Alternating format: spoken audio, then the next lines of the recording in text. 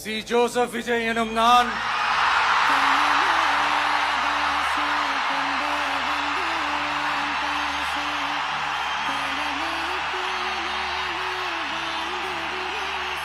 சட்டப்படி அமைக்கப்பெற்ற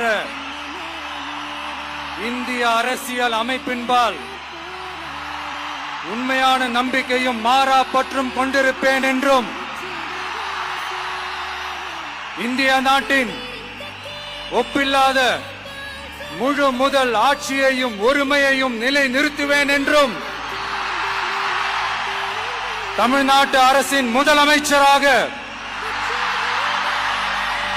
உண்மையாகவும் உளச்சான்றின்படியும் என் கடமைகளை நிறைவேற்றுவேன் என்றும் அரசியல் அமைப்பிற்கும் சட்டத்திற்கும் இணங்க அச்சமும் ஒருதலை சார்பும் இன்றி விருப்பு வெறுப்பை விலக்கி பலதரப்பட்ட மக்கள் அனைவருக்கும் நேர்மையானதை செய்வேன் என்றும் ஆண்டவன் மீது ஆணையிட்டு உறுதிமொழிகிறேன்.